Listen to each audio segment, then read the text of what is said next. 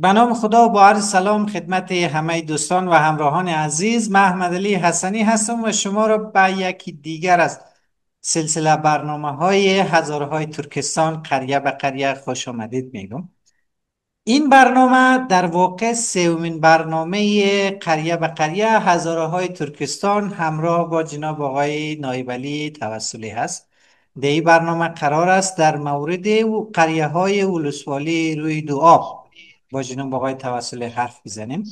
اینکه روی دو آب در کجا هست و چقدر قریه های گوناگون دارد، تعداد نفوس و رسم و رواج ها چگونه است. در ادامه با جناب آقای توسلی هستیم. جناب آقای توسلی بسیار زیاد خوش آمدین. سلام بر شما و سپاس از این که باز همین فرصت رو فراهم کردین تا این سلسله گفتگوهای هزاره های ترکستان ادامه پیدا بکنه. بسم الله الرحمن الرحیم. سلام بر شما و سلام بر بینندگان شما. امیدوار هستم که دوستان ناراحت نباشه با این زبان الکلی که ما داریم، بتونم که با امید خداوند حل مطالب بکنم و این بار یه مناطق ولسوالی رویداد با هم به معرفی بگیریم. بسیار عالی. جناب آقای توسلی از اول شروع میکنیم. این که ولسوالی روی دو آب در کجا هست، مربوط کدام ولایت هست و دقیقاً چرا این ولسوالی را ولسوالی روی دو آب میگن؟ ولسوالی رویداد یکی از ولسوالی های ولایت سمنگان است. به حساب دولت اشرف غنی احمدزی، یعنی ولسوالی درجه دومه.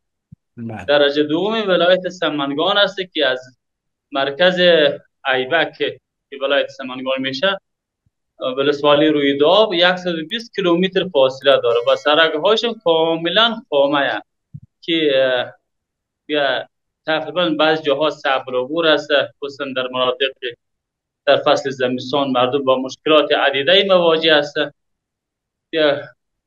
کوه و کوتل و مناطق ولسوالی کوهستانی است، مناطق کوهستانی و خرجات کوهستانی، ولسوالی کوهستانی. خب آقای توسلی، در روی این وضعیت شاید در مورد وضعیت آب و هوا بعدا حرف میزنیم که چرا این ولسوالی را ولسوالی روی دو آب میگه. این نام از کجا آمده؟ وجه تسمیه این نام چی هست؟ در گذشته ولسوالی رویداد به نام شاه پسند یاد میشده بوده و شاه پسند شاید 1000 سال یا بیشتر قبل از اسلام بوده که در زمان انوشیروان عادل و رستم و زال و بیشتر اینا با شاهان قدیمی هزاره ها منصوب میشه. یکی میگه شاه پسند برای فعلا قریه ما داریم در ولسوالی رویداد به نام دعا و شاه پسند یا قریه شاه پسند، یعنی شاه پسند شاه پسند کرده. بله. این در گذشته به اسم یاد میشده بوده، اما در مرور زمان میره یاد میکنه روح دواب، این روح دواب دیگه که این مناطق با جلگه ها، چشمسار ها و جویبار های وجود داره که تقریبا یه بگم که از همه کوه و دشت و دره چشمسار های بیرون میشه که آب و زلال شفاف داشته بوده که شاهان قبلا در اونجا بوده. قصر انوشیروان عادل، قصر چنگزخان و قصر دختر انوشیروان عادل بیبی مهرنگار، مهرنگار آیین مهرنگار است و بله. بقیه شاهانی که در اونجا بوده که یکیش به این نام یاد میشده که روی دو آب، یعنی در آب از بس که آب شفاف زلال بوده در آب دو روی دیده میشده بوده، این روی دو آب، این وجه تسمیه این میگه روی دو آب. در آب علت شفاف بودن آب و هوایشون به این بعدا مرسوم میشه که روی دو آب. گرچه برای فعل ولسوالی ها شده در دامنه های کوهپایه ها، در دامنه های دره ها واقع شده قریب و قصباتش، بله. ولی دیگه مردمش از نگاه آب برای فعلا بعضی آب آشام می‌بینیم فعلا در مشکلات هست چون علت کم آبی است، اما در گذشته اینطور نبوده. در گذشته آبهای فراوانی داشته بوده که وقتش میرفته در اونجا نگاه میکرده، در این صورت انسان در آب دیده میشد بوده، میافتاده روی دو آب، این در یک آب دو روح دیده میشد بوده. در این علت معروفه، برای فعلا معروف است. بسیار عالی. در مورد موقعیت جغرافیایی ولسوالی روی دو آب بگوینی که با کدام ولسوالی ها یا حتی با کدام ولایت ها هم مرز هستند؟ ولسوالی روی دو آب از شمال ولسوالی با خرم و خرم سارباغ و در یوسف پایین است. از غرب با ولسوالی در یوسف بالا و از جنوب با ولسوالی های کهمرد ولایت بامیان و از شرق با ولسوالی های تاله و برفک ولایت بغلان هم مرز است. ولسوالی گرچه ولسوالی کوهبنده، قبل خدمت شما یادآوری کردم بله. ولسوالی کوهبنده، اما مردمانش کاملا فارسی زبان است. نه این درست. فارسی زبانی که کاملا با لهجه هزارگی صحبت میکنند. درست آقای بیشتر توسلی اغلب عزیز. مردم. دی بخشا میم ما بیشتر دوست دارم آقای توسلی که هر سوال را دمو هر بخشش جواب بگویم تا یکی هم بتانیم فرصت کافی در اختیار داشته باشیم، هم به سوالات بیشتر برسیم. این ولسوالی دارای چند قریه هست جناب آقای توسلی و اکثرا از کدام مردم در این ولسوالی زندگی میکنن؟ ولسوالی روی دو در حدود 150 قریه 53 قریه هست. 48 شورای محلی که انکشاف دهات قبل از تشکیل داده بود. بیشتر اکثرش از های اهل تشیع و اهل تسنن دو بخش است و دیگه مردم نیست. در گروه پشتون که اصلا نیست و در اونجا زندگی ندارن و ازبک هم خیلی کمی است دیگه که در اونجا بوده، بعدی ها رفته ساکن شده. یا اکثرش مردمانی هزاره نشینه که فارسی زبان هست، کاملا با لهجه فارسی هزارگی صحبت میکنه. در مورد تاجیک ها چه؟ اونجا تاجیک ها هم زندگی دارن یا خیر؟ تاجیک ها فعلا دیگه برای تاجیک های اصیلی باشه که یا به قول او یاری میگفت که هزار اندازه بینی خود سه هم بگیره، بو اندازه ما چی نداریم، ما تاجیک نداریم. فعلا ما کسانی داریم که چشم بادامی و بینی پخش صورت گرد این هزارها صورت بادامی هزاری ما داریم، هزارها ساکن هزارها زندگی میکنه. ولی تاجیک اصل کمه، تاجیک اصل اصلا نیست و چشم نمیخوره. ما سراسری ولسوالی روی دو که بگردیم با یک تاجیک اصیلی بر نمیخوریم که با لهجه پنجشیری صحبت کنن. آقای همه اونها با لهجه درست. فارسی هزاری درست. صحبت دارن. آقای توسلی صاحب یک اجازه بدین که در اینجا یک پرانتز خیلی خرد در می بخش گپای خود باز بکنیم. این که معمولا ما در کابل یا در جاهای دیگه با افرادی روبرو شدیم که به قول شما با چهره و چشم و شمایل کاملا هزارگی بوده، اما زمانی که ازش مثلا پرسان کردیم که از کدام قوم هستی، مثلا گفته که من تاجیک هستم. این مسئله چقدر در ولسوالی روی دعا برجسته هست؟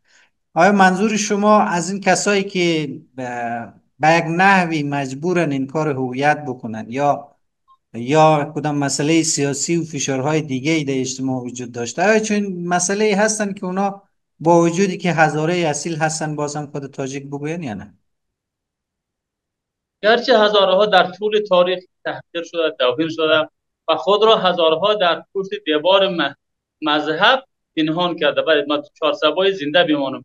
یکی علت هزارها این بوده. ولی هزارهایی که در ولسوالی روی داب زندگی میکنن مردمانش هزارها هستند. بیشتر آنها از قوم تاتار و مغول و حبش خود یاد میکنن و اقوام متعدد دیگه هم در بین خود داره. این قبلا در روی در بحث میایم. توایف علاودین هست، بیسودی ها هست و جاغوری ها هست و اقوام متعددی هست که در آنجا زندگی داره.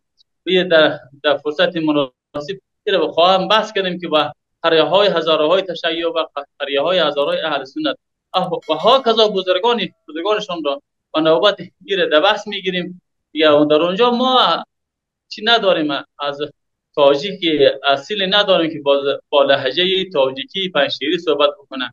فقط کلشون هزاره های اهل سنت است با لهجه هزارگی، کاملا لباسش پوشش هزارگی و تمام عنعنات و رسومات هزارگی در آنجا ساکن است و زندگی داره و با هزاره های اهل تشیع یک زندگی نرمال خوبی بسیار داره. بسیار عالی. خب روی قریه ها بیاین بریم آقای توسلی صاحب. شما گفتین حدود 150 قریه اگر من درست متوجه شده باشم در ولسوالی روی دعا وجود داره. نظر به امکان و معلومات که شما دارین لطفا این قریه ها را برای کسایی که خواهان معلومات بیشتر از معرفی بکنید.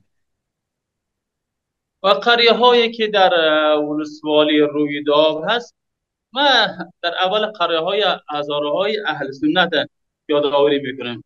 بله. قریه های هزاره های اهل سنت، هزار سوم امی مرکب از هزاره سوم است. یعنی در زمان جنگ های مغول هزاره هایی که در اونجا آمده بودن اسبانش کاملا با نعل بودن. نعل فولادی که از سوم اسبه ها آتش باد میشد بوده به اصطلاح بگم.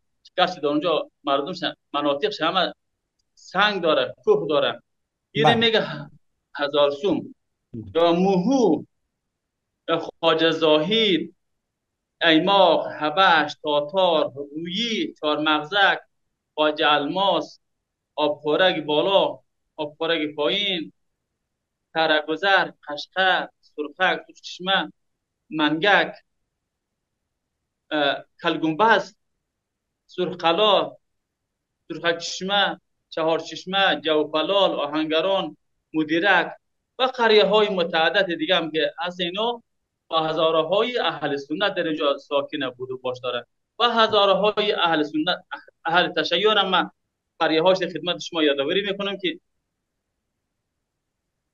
پیشگاه، آبخورک، قلعچه، شیخانی، چیل، سراسیاب، بلغلی، بجورتو، گذر، طول مزار یا تله مزار، میمنه، سر چشمه، خواجه کشته، سر غازی، سرجه، یخنی قل، علاودین، چول خوب و غیره. اینا قریه های هزاره های اهل تشیع هستند که در اینجا بودو باشتره، ولی هزاره های اهل تشیع و اهل تسنن در اونجا هیچ کدام مشکلات بین خود نداره. همون نرمال رفت آمد روابط اجتماعی نرمال داره.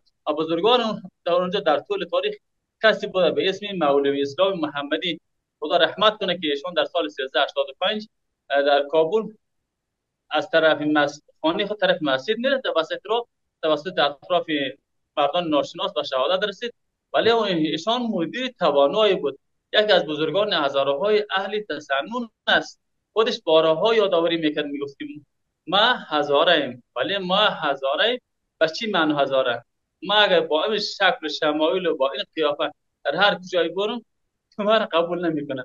وقتی ریش رو که میدیدین، ریشش گویا بوی چنگیز خان مغول همین تازه از اینجا آمده، که کسانی که دور نمیشناخت اصلا باورش نمیامد که همین مولوی اسلام باشه. عجب. و و درست. در این طرف مولوی اسلام، ولی روابط اجتماعیش خیلی خوبه. این طرف با در یوسف با بزرگان چهار طرف، اون طرف با بغلان مثل پشت بند و پیش بند و دیگه خرم سارباغ و قردونگ و با اطراف مناطق بود، ولی روابط نیکی داشت. چون انسان بسیار. یک مولوی بود، یعنی انسان مدیر مدبر بود، ولی در طول تاریخ در جهاد از حق نگذیریم، ولی خوب درخشید، مردم ما نفاد خوب مدیریت کرد، ولی تمام امکانات و تجهیزاتی که از شوروی مانده بود و جمع‌آوری کرد در طول تاریخ، مردم خوب مدیریت کرد، ولی مردمش مورد تحفظی دیگه اجانب و بیگانه ها قرار نگرفت.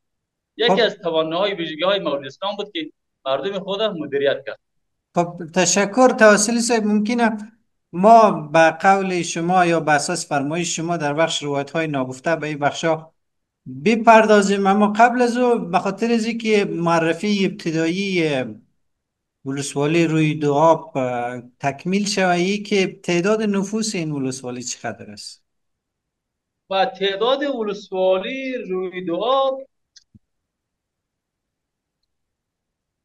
در سال 1399 دیگه یک تیم تکنیکی که ثبت احوال نفوس در تمام ولسوالی های اعلام شده بود. یک ولسوالی روی دو آب و تعداد 52450 نفر تخمین زده بود.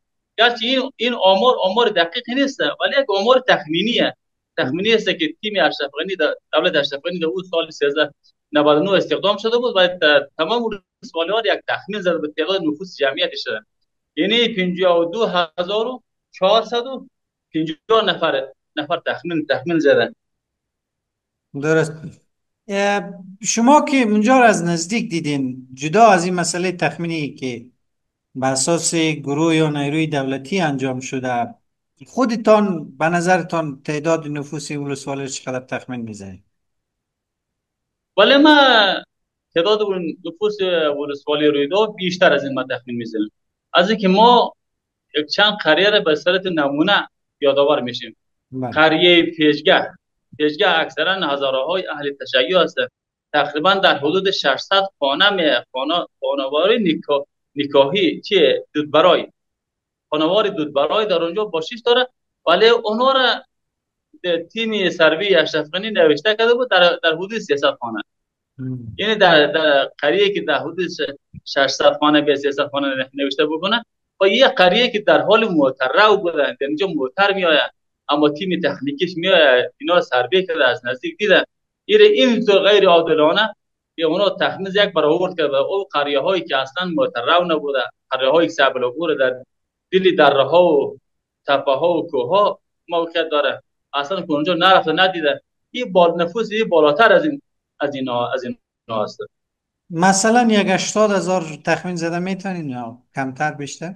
تقریبا در حدود 75,000 امیترا شاید باشه تخمین آدم میزنه. از اینکه بر اساس هم قریه هایی که آدم دیده نفوس همین در حدود تخمین میزنه.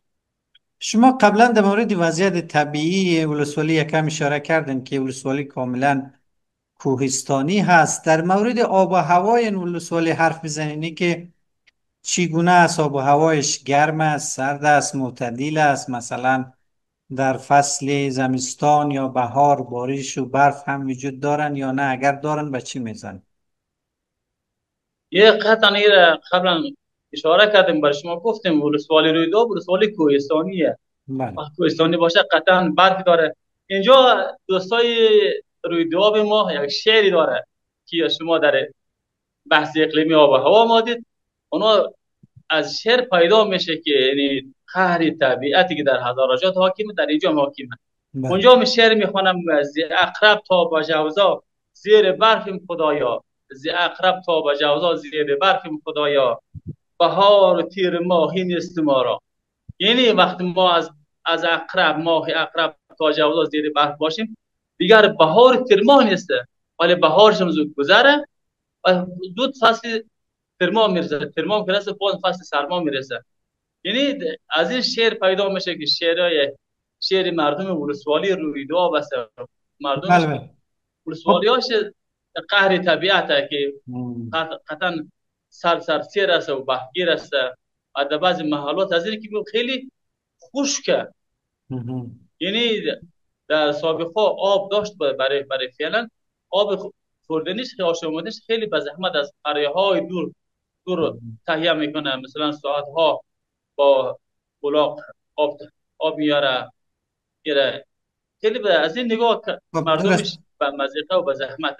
درست. در مورد، چون حرف از آب و هوا پیش آمد، میشه در مورد زراعت و کشت و کار و مصرفیت های مردم هم حرف بزنیم. که خب بر اساس این شعری که شما خواندین، خب بدون شک زمستان در اونجا طولانیه و خشم طبیعت هم جاری و طولانی. زراعت در ولسوالی رویداد چگونه هست؟ آیا مردم، یعنی در واقع چند فصل را در یک سال مردم میتونن از زمین خود حاصل بگیرن؟ مردم رویداد اکثر مردم این همه مردم که زراعت پیشه و مالدار هستند. دیگه تقریبا یک فصل کشت میکنن. مثلا در بهار سال و در تابستان ترما جمع میکنن. دیگه مردم میشه دیگه دامدار هستند، مالدار هستند. دیگه کوههای سر به فلک کشته داره و اون طرف با کوههای چونغار و چولقو و کوه تیرگ و هواش تاتار دیگه متصل است. کوههایی داره سر به فلک کشیده. تقریبا دو کوههایی هست که همین برای فعلا کوههای آهو وجود داره. این حیوانات وحشی کو پلنگ وجود داره و خرس وجود داره در اون کوه. برای فعلا ما میدیدیم که از طرف کوه تیرک و از طرف کوه چونغار گله آهو میاد. گله آهو میاد در زمین اونجا. خیلی یک چیزی که از همه چیز نقاط سمت شمال خود ممتاز میسازه. این هسته که در مناطق اونجا مملایی پیدا میشه. ما چیز مملایی میگیم. بله مملایی بله. یک نوع گیاهی چی داروی گیاهی هست که یا بون که ایره برایشان گفته میشه که مثلا آهو وقتی موقع تیر میخوره خود در مملایی میرسه، وقتی مملایی بخوره زخمش خوب میشه. ایره بله ما دیدیم وقتی مملایی رو که میبینیم که شبیه چی بود قیری، شبیه قیری در رگه های کوه، در دل کوه ها اونجا رفت آمد انسان ها خیلی کمتره. بله. ما پیدا میکنیم در اون جاهایی که زخم بود کمری که میمالیدیم میدیدیم که بیرام معطل زخم شی رو به بهبود پیدا میکنه. او اونا میوردن در خانه کسایی که مثلا پا شکسته بود، دست شکسته بله بود، بله. از اون میخورد. یه در یک ممتازه و دیگه ممتازی هسته که در کوههای ولسوالی روی دو خوتن پیدا میشه. یعنی خوتن یک نوع موشکی هست، موشکی بله از ناف آهو به تعبیر مردم محل به وجود میاد. این آهوی خوتن یا مشک خوتن، مشک خوتن از آهوی خاصی است، ولی در کوههای چونغار و سرغازی و چولفو و تیرگی و رسوالی رویدو پیدا میشه. این از دیگه مناطق ممتاز میسازه. بسیار عالی. خب در مورد دیگه عایدات مردم بگوین بجز از زراعت و مالداری، آیا قبلا شما در مورد دو ولسوالی در رسوب صحبت کردین، یکی یک از منابع اساسی عاید مردم در واقع زغال سنگ است، معدن زغال سنگ است. در ولسوالی روی دو آب چطور؟ آیا معدن زغال سنگ وجود داره یا خیر؟ در ولسوالی رویدو بله زغال سنگ وجود داره، اما با پیمانه در رسوب نیست. زغال سنگش از اینه که حرارتش پایین است و رگه های زغال هم نسبتا بر در رسوب حجمش کمتره، یعنی باریکتره. او حرارتی که زغال سنگ در رسوب داره کیفیت بالا بر زغال سنگ ولسوالی رویدو نداره. مثلا کوتل سوزک، چیلا، فرک، دیگه این مناطق زغال سنگ داره. یک وقت دوستای ما اشتباه نگره کوتل سوزک بادغیس نگره، یک کوتل بله. سبزک ما در بادغیس هم داریم که اونجا زغال سنگ داره. ولی یک کوتل سبزک در مناطق روی دو بسند بین قریه چیل و فرک. کوتل سبزگور هست دیگه، این طرف کوی چولپو هست و طرف کوی سربازی است. ولی در این مناطق زغال سنگ وجود داره. زغال سنگش اما با پیمانه در رسوب نمیست، ولی مردمش استخراج میکنه، اما رفع نیازهای خود مردم محل رفع میکنن. این بعدی ها دیگه توسط چکرداران داخلی و خارجی زغال سنگ روی داغ هم استخراج میشد. بازم به درد مردم هیچ نخوردن. یه ما با کمال تاسف یادآوری میکنیم زغال سنگ ولسوالی روی داغ استخراج میشه، اما سرک در جای دیگر درست میشه. مثلا ما دادیم زغال سنگ از ولسوالی روی داغ استخراج شده، سرک در ولسوالی برگ مټال درست شده. از این دیگه از این این حرفا بله، شما در متاسفانه است. گفته های قبلی تا هم یادآوری کردین. متاسفانه سر هزارجات را که بگردیم، چون این یک تبعیض سیستماتیک در دولت ها یا در حاکمیت هایی که در گذشته وجود داشته همیشه جریان داشته متاسفانه. خب باز هم به خاطر که این مسئله کوهستانی بودن ولسوالی روی دو آب جمع بکنیم، میخوایم بپرسیم که در ولسوالی روی دو آب به چی میزانی در قریه هایش سرک کشیده شده و مردم در واقع از استفاده اولاغ یا حیوان برای نقل و انتقالات خود خلاصی پیدا کردن؟ آیا کدام قریه مثلا یا قریه های در ولسوالی رویداد وجود داره که تا هنوز هم سرک درش کشیده نشده باشه؟ ما قریه های نمونه های زیادی داریم در ولسوالی رویداد. در اونجا تگاو است، مثل این تگاو ما تگاو کمبار بود خودش سرای موتر داره. سرای مثلا تگاو او خوراک پیچگاه که یک دو تا او خوراک داره. او خوراک پایین هزارهای اهل سنت و او خوراک بالا هزارهای اهل تشیع است. و در اینجا راه متر وجود داره و راه متر وجود داره که این ولسوالی رویداد یک ویژگی ای داره، ای است که ولسوالیش هم در رسوب با بامیان وصل میسازه و هم سمنگان با بامیان وصل میسازه. یعنی یک نقطه استراتژیکی است و در طول تاریخ هم همچنین بوده، ولی برای فعلا این ویژگی داره دیگه. سرک در دیگه قریه ها مثلا ما داریم قریه هزار چشمه، آق چشمه، اونجا محترم نیست. اونجا تمام انتقالات مردم با اولاق صورت میگیره. یا در مناطق حبش تاتار، حبشی تاتار در اونجا هست. ما رفتیم در قشلاقی مثلا گلگ بامیانچی رفتیم، تمام انتقالاتش با است بود، ولی قریه‌اش آب هم نداشت. آب خود بسیار از مناطق دور میاد، مناطق کل گنبز میورد از چشمه‌زارها اونجا. این مناطق قریه های زیادی داریم. یک مثال بزنیم، مثلا قشلاق حبش تاتار یا چشمه، این یک نمونه مثال است. قریه های متعدد دیگه وجود داره. همین مولوی اسلام خودش میگفت که ما براش یک وقت بر شوخی میگفت که مولوی صاحب تو هزاره، تو تاجیکی، تو هندوی، تو چی؟ باز بعض وقت خیلی ناراحت میشد. باز میگفت که تو اگر عاقل باشی خودت میفهمی، مولوی مشتر عاقل باشی بفهم. میگفت از محرومیت ما، از مظلومیت ما، این خودش هویدا بر هزاره بودن ما هست. میگفت همینی که قریه های ما میگفت سرک نداره، مکتب نداره، خامه است، مردم ما در قهر طبیعت زندگی میکنن و در قهقرای فقر مردم ما بسر میبرن. یعنی میگفت نشانی از هزاره بودن ما است. تبعیض دولت هاست که بر مردم ما حاکم شده، روا داشته در دل کوه. ما وقتی می اینجا آمدیم و خوشی های خود مردم ما نامده، به خاطر آمده 4 روز زنده بمانه. برای فعلا دیگه مردمش رو به بهبود وضعیتش یک چیز امیدوار کننده هست، چون فعلا شرایط فرق کرده. ولی دیگه تقریبا دیگه در یک چیز دیگه که در مردم رو نه تنها در روی دو در مناطق در یوسف و مزار و در بخش سایر ولایات های ترکستان دیگه خیلی رواج پیدا کرده. کشت انگوزه یا هینگ یک گیاهی است که هم شرعی حلال است، مثل کوگنار یعنی غیر مجاز نیست که اونجا کشت میشه، ولی یک درآمد خوبی داره. مثلا یک کسی که در زمین خود کشت بکنه 1 کیلو تریاق تریاق نه هنگوزه ببخشید همین هینگ، 1 کیلو هنگوزه یا هینگ 30,000 تا 40,000 افغانی مردم میفروشن. بعضی خانه های ما سراغ داریم که هنگوزه کشت کرده بود تا مثلا 100 کیلو 200 کیلو کمتر زیادتر جمع کرده بود. اینا میگفت که همین کشت انگوزه ما از گندم به مراتب بهتره. یعنی یک نوع امیدوار کننده بود که مردم از بعدیا رو به کشت انگوزه آورد. این کشت انگوزه یک کشت بود که در همه جا کشت میشد، در چقیل، در گیرو، در پیتاو، در پس خانه، پیش خانه، در همه جا. و یک جوان مرد بود که گیاه جوان مرد بود که او امی زایات نداره. اگر او در بین گوجی به شم سوز میکنه، در بین کارتن به شم سوز میکنه، در بین جوال به شم سوز میکنه، در بین فرجین به شم سوز میکنه، اگر در دل خاک به شم سوز میکنه.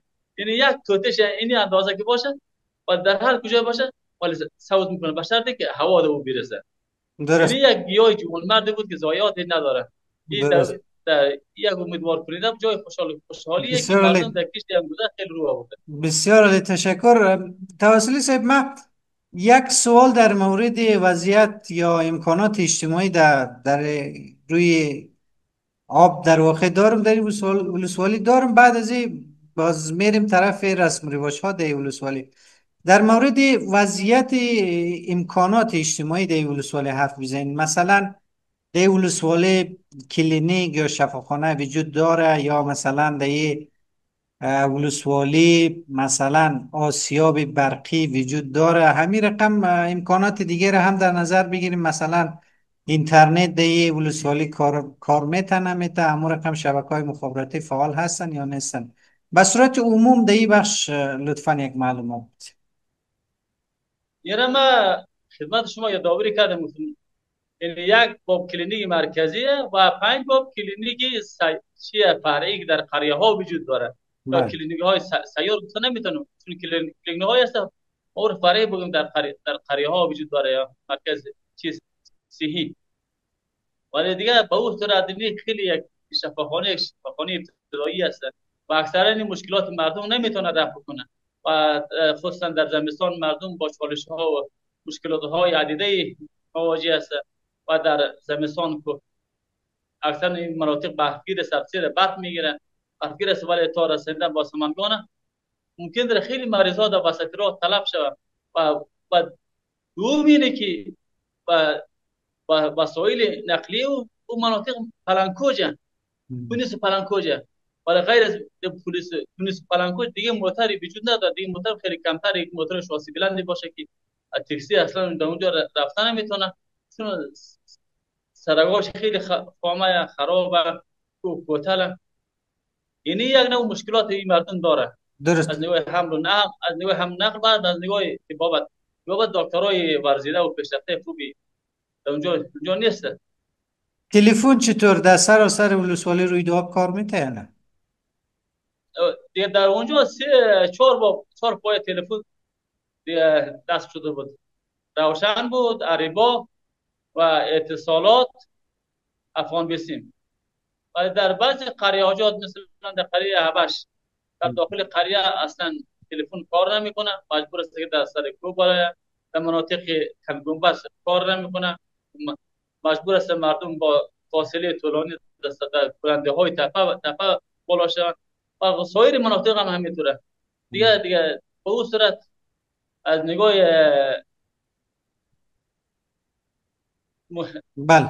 خدمات مخابراتی قناعت بخش نیست، مردمش درست. به اون صورت نیست، ولی اینترنتش خیلی ضعیف است، در اونجا کار میکنه. در مورد امکانات دیگه، مثلا شما پیشتر یادآوری کردین که بعضی از قریه های ولسوالی با مشکلات جدی آب روبرو هستند. به صورت کلی اگر بر ما بگوینی که مثلا چی میزان چاهای حفر شده در ولسوالی یا در قریه های ولسوالی وجود داره تا ای که حداقل این مشکل را حل بکنه؟ در اونجا یک مشکل است که از اینکه قریجات خیلی در بالای در نقطه بالا قرار داره، از سطح بحر تقریبا یک وقت انجینرها میگفت که همین مناطق ولسوالی روداب میگفت 6000 فوت از بحر فاصله داره، از سطح بحر. یعنی مشکلات در اونجا مردم یک مشکل است که وقتی اونو چوب بزنه با کو بر میخوره، با توا با سنگ، مثلا 10 متر 5 متر 6 متر یک متا آبی از تو که آب بیه چهاش آب داره. بعد مثلا در ماه جوزا که هوا گرم میشه، ماه جوزا و سرطان یا عصب سنبله، دی ماه در گرمی سال چاه خشک میشه. یعنی یک مشکلاتی اون مردم مواجه است. ولی دیگه چاهای عمیق هم بعض جاها زر نتیجه داده، بعض نتیجه نداده، چون خیلی از سطح بحر بالا است و دیگه همین لایه های سنگ متوام ما تمام کوه همین بله. موانع میشه که در چی نرسه، در عمق او نرسه. در گذشته ها مثلا در اکثر مناطق افغانستان مستحای آمده بودن و به خاطر رفع مشکلات آب چاهای کندن. در این منطقه یا در ولسوالی روی دو آب چطور؟ آیا امکاناتی در گذشته از طرف موسسات در این بخش فراهم شده بود یا نه؟ بله در گذشته در 20 سال جمهوریت برنامه های انکشاف دهات، همبستگی ملی انکشاف دهات در قریه ها وجود داشته، اما نظر به ضروریات مردم محل اونا کار کردن. مثلا آمده بود از همبستگی ملی شیلتر آمده بود در مردم خانه جور کرد سرپناه، به خاطر که قریه بله تمام. مردم روستاها از روستاها کمتر به شهر بیارن، یعنی جلوگیری بکنه مردم از روستا به شهر. از این برنامه ها بود، ولی برنامه های کافی نبود، ناکام بود، چون انجینرهای ورزیده نداشت، انجینرهای کافی به صورت نبود که نیازهای مردم از نگاه تکنیکی بررسی میکرد و بیشتر به خواستهای خود مردم توجه کرد. مردم بسره خیلی چون مردم محلی نمیفهمن به چیزای عادی توجه مستدام مفت یک چی یک راه جور کرد، سرک جور کرد، اما سرک جور میکرد چون مردم صعب العبور بود و پولش در نیمه تمام نارسیده و پول تمام میشد و سرک هم تو نیمه کار هم میماند. از این مشکلات ها ما داریم، در بعضی قریه های خرجات شاهد هستیم. خب جناب آقای توسلی، بیم در مورد رسم و رواج ها در ولسوالی روی دو آب با هم حرف بزنیم. این که رسم و رواج ها در قریه های این ولسوالی چگونه هست؟ در موارد شادی مثل عروسی و عیدها همچنان در موارد مصیبت و مثل محرم و غمهای دیگه. رسم و رواج مردم ولسوالی روی دو و هزاره ها، چه شیعه و سنی هیچ تفاوتی نداره، یکسان است. مثلا همون رسم و رواجی که در مناطق این شبیه مناطق رسم و رواجی در هزارستان و در بامیان دیدم. این با همون رسم و رواجی که در مناطق بامیان و شیبر و فولادی که ما وقت مراسم دیده بودیم، با این مردم هیچ تفاوت نداره. اونا یک رسم داره که مثلا در موقعی که شاه لباس میپوشانه، ما یک چیز رسم داریم که داماد شاه میگیم که لباس بله. میپوشانه و یک دستمال اوار میکنه زیر پای داماد. وقتی داماد وقتی در اونجا که لباس خود پوشید، لباس شاهانه خود دامادی خود وقتی میخواست ازش پای برداره، بیایم بچهای کوچیک هر کی بیشتر که او را گرفت دستمال گرفت، این او برنده، بله. او برنده مثلا از طرف پدر داماد یک جایزه خوبی نصیب او میشه. این چیزی که در مناطق هزارجات است، رسم الخط در مناطق هزارهای اهل سنت و هزارهای اهل شیعه هم هست. در مورد گله و شربه ها چی؟ اونجا هم گله با و پیمانی بالا وجود داره یا فرق میکنه؟ در گله دختر در ما قلین میگیم. قلین یا همون چیزی معمولی که در مناطق بعضی مناطق هزار نشین است، اما دولگ سیلگ از او بالاتر نیست. یعنی بیشتر دولگ سیلگ است بر اساس بعضی کسانی که هستی که خیلی توانش بر دولگ سیلگ نرسه، اما بر اساس بساطت بزرگان محل و موسفید و موسیا یا مولای امام میتونه بعضی جاها دیگه هم طرف پدر دختر از خودگذری میکنه، یعنی کم میکنه. مثلا که کسی اگه 2 لک باشه او را در 1.5 لک میاره. یعنی هیچ سای خودگذری داره بر وساطت بزرگان محل. بس. این چیزا هست. درست. و یک چیز دیگه هست که در اونجا مثلا در رسم رسومش وقتی که یک عروسی صورت میگیره، خیلی آهنگ های ناب هزاری در اونجا خوانده میشن. مثلا ما در زمان رفتیم کسبه سفتر توکلی را یا کسبه امان یوسفی را، از امان یوسفی یاد ما هست که در اون زمان تازه از کسیدش برامون به نام شفیقه جان میگفت که شفیقه تیل و بلو میگرده، پشتی آشوق سرگردون میگرده. اینی کسید از امان یوسفی بود که در بین هزارهای اهل سنت خصوصا در مناطق تاتار عبش خوانده میشد. در طیبای پیچدسی داشت، طیبای سمیو داشت، این طیبا این کسیدای هزاری خوانده میشد. ولی از خواننده های تاجیک هیچ در بین هزارهای اهل سنت دیده نمیشه که کسی که بگه ما تاجیک هستیم، ما در رسم و رسوم تاجیکی باشه تاجیکی نیست. کاملا چی از نگاه فرهنگ، چی از نگاه رسم، چی از نگاه همه رسوم و عنعنات هزارگی هست و شیوه هزارگی بودن هم حفظ کرده. شیوه از بودن هست چی نگاه؟ مثلا لباس مردم هزارگی، یک هم دستار لونگی مردم هزارگی، کرتی و کفش و یا واسکت مردم هزارگی. یعنی کاملا رسم و رواج و پوشش و خوراک هزارگی خود حفظ کرده. و یک چیز دیگه که خیلی مورد توجه قرار میگیره، مردمش کاملا به اون فرهنگ هزارگیه. چون بسیار. فقر از سیمای مردم میبره. وقتی که در خریاب بریم، خصوصا در خود ولسوالیشی، در خود ولسوالی که بریم، کاملا دکان ها با مرویش سنتی، با مرویش بخصه گلی، با دروازه های چوبینی که اونا رنگ داره، سبز رنگ درست. برنگ، یک مردم دکان های خود. یک سوال دیگه هم در مورد همین رسم رواج ها بخصوص در مورد عروسی ها. معمولا در اکثر مناطق مرکزی هزارجات در جریانی که دختر و بچه با هم نامزد هستن میتونن همدیگه را ببینن، ملاقات کنن، یا مثلا داماد خانه خسور خود بره و اونج که به حساب با خانه خسور خود باشه و حرف بزنه.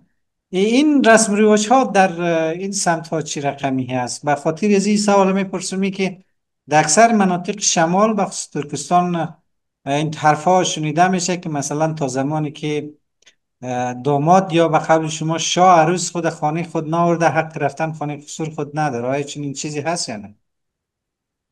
در اینجا در دوران نامزدی خیلی گیری خاص وجود داره در اون عموم، چی در بین هزارهای اهل تشیع، چی در بین هزارهای اهل تسننش.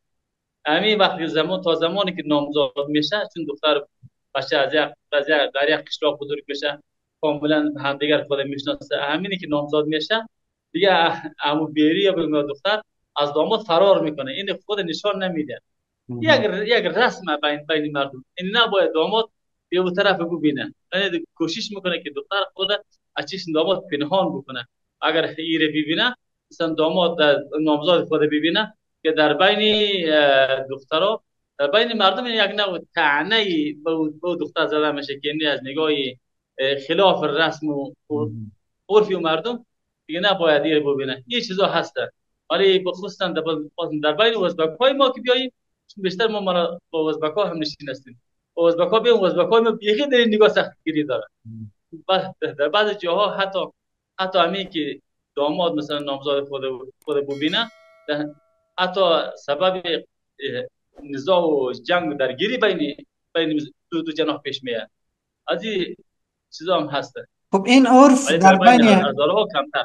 بله، در بین هزارها شما گفتین به یک نحو این یک عرفه که مثلا عروس تا زمانی که خانه شوهر نرفته در واقع تلاش میکنه خود به شوهر خود نشان نده. رفت آمد داماد چی؟ آیا داماد حق داره خانه خسر خود در این زمان آزادانه رفت آمد بکنه خیر؟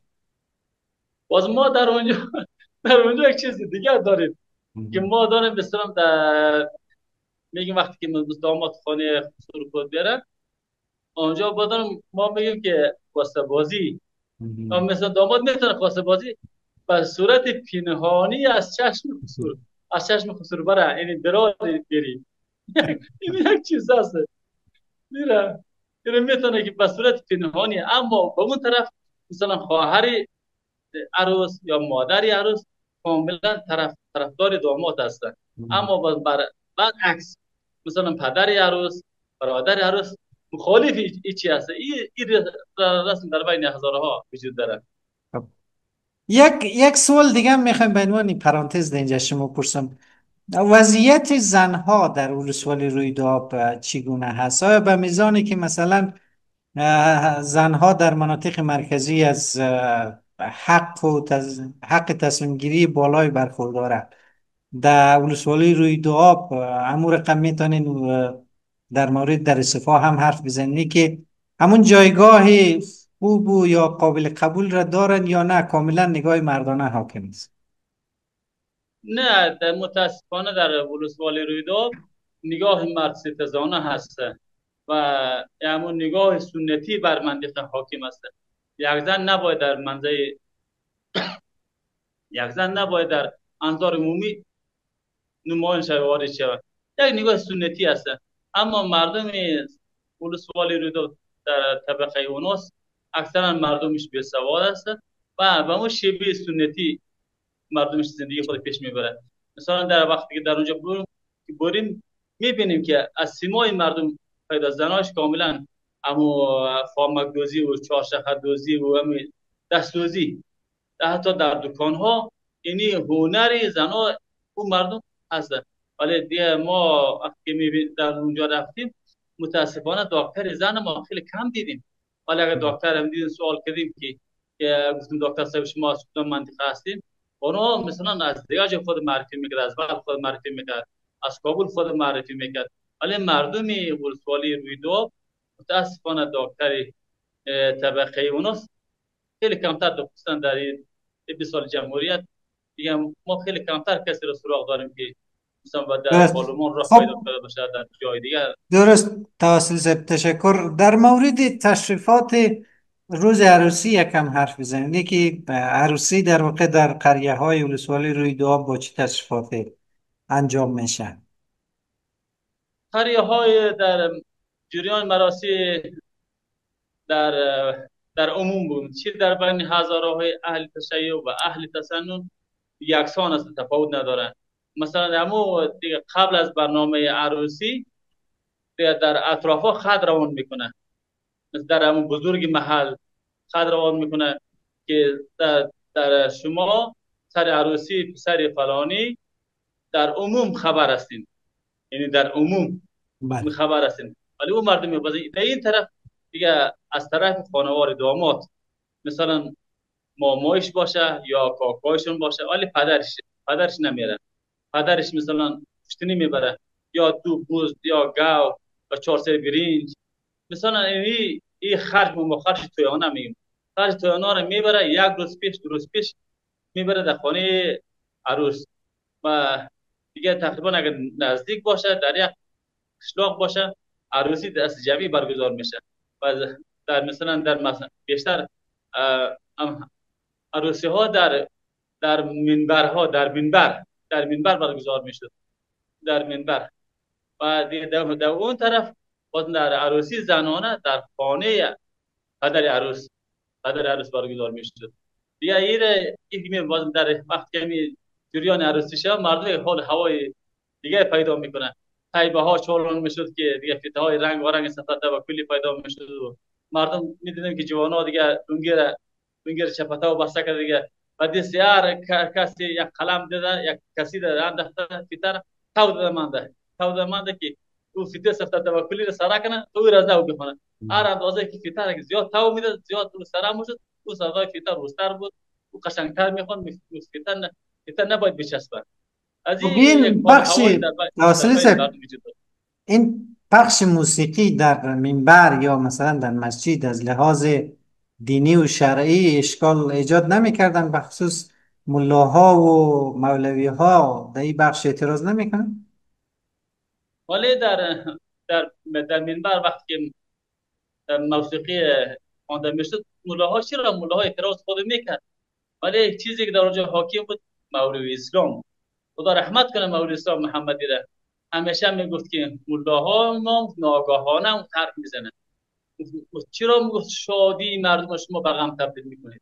شما ملا هستید، برید به خوشی های مردم شریک شوید.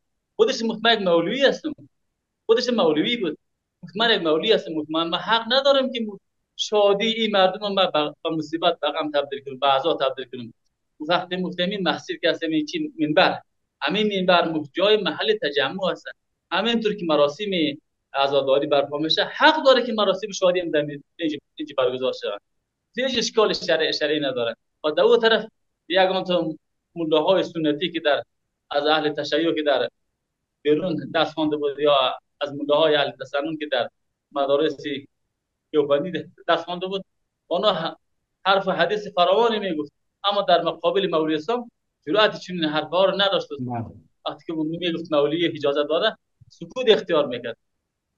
ایره که ملاها بیشتر در منابر و مساجد بود که مخالفت میکرد، میگفت نباید موسیقی خوانده شود، در مقابل مولوی اسلام سکوت اختیار میکرد. دیگه جرأت نداشت در مقابل او حرف بزنه. خب در مورد رسم رواج هایی که در ایام محرم یا در مورد زمانی خدای نخواسته کدام فوت و چیزا اتفاق مفته، رسم رواج ها در ولسوالی روی داب چی رقم میده؟ در مراسم محرم و عیدا، در عید ما در اونجا خوشبخشک داریم. خوشبخشک مردم در پیش مساجد منبر جمع میشه، تمام پیر جوان مردانه جمع میشه. در مردم میره در هر خانه 3 نفر 2 نفر موسیقی محل تقسیم میکنن. تو در خانه از او برو، در خانه از او برو، در خانه از او برو، همین رد و بدل. این می خوشبخشکی در عید رسمی ایدانه بود، هم در عید قربان و هم در عید فیتر، عید روزه. و در مراسم ماه محرم دیگه موسیقیدار جمع میشد، یا مولای منطقه دیگه مردم محل بر اساسی تقسیم میکرد. مثلا 5 خانه دیگه، 5 خانه یک روز نزد محرم تیر میکنن، 5 خانه یک روز تیر بکنن تا می در روز محرم همین هم خواندن شود هم نظر شود. یا خدا واسه بعضیا کوچه میکرد، بعضیا دلدل میکرد، بعضیا برنج پخته میکرد، به اصطلاح پلاو میکرد. از این رسم و رواجا ما در رسوالی رویداد داریم. بسیار عالی. در مورد تجلیل از محرم، در مورد در بین شیعه ها و سنی ها چی تفاوت هایی وجود داره؟ آیا امور رقمی که در صرف پایین گفتین در روز عاشورا شیعه و سنی همه یک جای جمع میشن یا نه؟ بله، ولی ما نه تنها در تمام ولایت ترکستان ما شاهد هستیم که هزارهای شیعه و سنی در یک جا جمع میشد. حتی ما ایده گفته میتونیم که در قریه حبشی، در قریه حبش و تاتار، هزارهای اهل سنتش در ماه محرم نظر میاره در در منبر التشیع میدن. دیگه هیچ تفاوت ندارن، هم زنانه اشتراک میکنه هم مردانه، ولی تفاوتی وجود نداشت که هزارهای اهل سنت اهل تشیع هست یا هزارهای اهل تسنن حتی هیچ حق اشتراک در منابر اهل تشیع نداشته باشه. نه هیچ چیزی نیست. حتی ما شاهد برای هستیم در روز عاشورا جوانای اهل تسنن آمده سینه زدن، جوانای اهل تسنن در مساجد اشتراک کرده، نظر خورده، حتی ملاش در منبر ما سخنرانی کرده. از این نگاه هیچ درست. مانعی وجود نداره. درست. خب کم کم بیم روی وضعیت آموزش. در مورد تعداد مکتب ها و مدرسه ها در ولسوالی رویداد بر ما معلومات بتینی که به چی اندازه مکتب و در چی سطح های، مثلا ابتدایی، متوسطه، لیسه به چی تعداد وجود داره، همو اندازه به همو رقم. مدرسه های رسمی چقدر هست و این مدرسه ها چقدرشان در مناطق شیعه نشین هستند و چقدرشان در مناطق هزاره های سنی؟ در مناطق شیعه نشین دو تا مدرسه دینیه، یک مدرسه در منطقه چیله و یک مدرسه در منطقه پچگای اوکارک و تقریبا 18 مدرسه دینی در مناطق هزارهای اهل تسنن و دیگه در مجموع 11 باب لیسه و 31 باب مکتبه. 31 باب متاسفانه در این 31 باب مکتب ما برخوردیم که بچه های اونجا معلم مسلکی نداشت. حتی دیدیم که 10 تا شاگرد در یک کتاب درس میکنن، یعنی مکاتبش صندلی نداشت، چوکی نداشت، بچه ها روی خاک نشسته بود. در روی مکتب بود ولی ساختمان مکتب اعمار شده بود، ولی از این وسایل رفاهی نداشت، ولی این عدم امکانات بود. از قبیل تباشیر و تخته سیاه و از این چیزا نبود. و با مو روش سنتی معلم میرفت از لر و جر گیل سرشوی میورد، در روی تخته میمالید، از تباشیر سنگ سفید نوشته میکرد. این یک خیلی وسایل ابتدایی خود مردم تهیه میکرد، ولی خیلی مشکلات زیادی در معارف ولسوالی رویداد وجود داشت. مثلا ما در منطقه چی رفتیم، آقچشمه، آقچشمه رفتیم، ده بچه 10 کتاب درس میخوان. تعجب کردیم این بچه‌ها چرا گیرشیشته پولیس دیگه سرایشی میگه بچه‌ها 10 کتاب درس میخوانن. وقتی بچه 10 کتاب درس میخوانن یعنی ما دیدیم اینو هم کتاب دری، نه کتاب انگلیسی، کتاب ریاضی وجود نداره، کتاب انگلیسی وجود نداره و دیگه کتاب مثلا چی وجود نداره، فقط کتابای ابتدایی دری. یعنی خیلی چیزا بود. دیگه در مکتب مناطق مختلف ولسوالی رویداد مردم با این مشکلات عدیده دست پنجه نرمی. اینطور منطقه در ولسوالی رویداد وجود داره که بچه‌هاش هیچ به مکتب یا حتی به مدرسه دسترسی نداشته باشن؟ گرچه اونطور نیست. اگر ما در بعض مناطق اگر مکتب دولتی وجود نداره ولی مکتب خانگی وجود داره، مردم به روش سنتی خود در مکتب خانگی میرن اشتراک میکنن. ولی ما شاهد بر این هستیم که ساعتها مثلا یک بچه‌ای که صنف 4 صنف 5 مکتب هست ساعتها پیاده راهروی میکنن. مثلا از قریه جوپلال بچه‌ها میاد در کلگنبد درس میخوانن. یعنی یک بچه‌ای که صنف 4 مکتب باشه 6 ساعت 7 ساعت پیاده روی میکنن، یعنی 6 7 ساعت پیاده روی میکنن. بچه‌ها می درس میخوانن. باز بر علاوه اینکه بچه‌ها که درس میخوانن اما چیزی که معلم براش درس گفته بود چنان با ذهن اون مردم بچه‌ها شاگردا حق شده بود که مو به مو حفظ کرد. چون اما تمام وقت کتاب وجود نداشت دیگر روی حافظه خود بچه‌ها بیشتر تمرکز کرد. ما در مناطق کلگنبد جای دیدم که بچه‌ها اوجری بود او می خاکای نرم بود، خاکا روار میکرد اما رسم کتاب یا نوشتار قد آخوند روی خاک میکشید. میگفت که چی یادم رفته اما مضمونی که بچه‌ها در روی خاک بله. میکشید او مضمون فعلا در ذهن حاضر ذهن ندارم. یعنی از این مشکلات ها ما در مناطق ولسوالی رویداد خیلی زیادی داریم. پس مردم در کل مشتاق درس و آموزش هستن، اما متاسفانه امکانات هیچ وقت فراهم نشده. درست است؟ بله، مردم کاملا آماده مشغول فراگیری درس هست، ولی امکانات نیست، ولی دولت کمتر توجه درست. میکنه. یکی ب- توجه شمی است که علت دور بودن و صعب الامور و کوهستانی بودنش همین بله سبب بله. میشه که دولت کمتر توجه. بله. در مورد حداقل بین این 20 سال دوره جمهوریت در نظر بگیریم، در این 20 سال به چی تعدادی از دخترها و پسرها در ولسوالی روی دو آب باسواد شدند که از مکتب فارغ شوند بعد بروند وارد دانشگاه؟ شما در این بخش کدام آمار مشخص داده میتونین یا خیر؟ در این بخش ما آمار دقیق گفتن نمیتونیم، ولی این مطمئن هستم و تعداد زیادی از مکاتب دولتی فارغ شده، در دوانه پانتون شده بود، دانشگاه شده بود، ولی فارغ التحصیل زیاد هم داشته بودن. فارغ التحصیل زیاد هم داشته بودن، ولی تعدادش ما نمیتونیم که یه حد تخمین بزنیم چی تعداد بوده. درست. خب در مورد بین یک نگاهی به مدرسه های دینی هم داشته باشیم، این که وضعیت شیخ به قول هزاره های شیعه و یا مولوی به قول هزاره های سنی چی اندازه در ولسوالی روی دو آب پررنگ هستند؟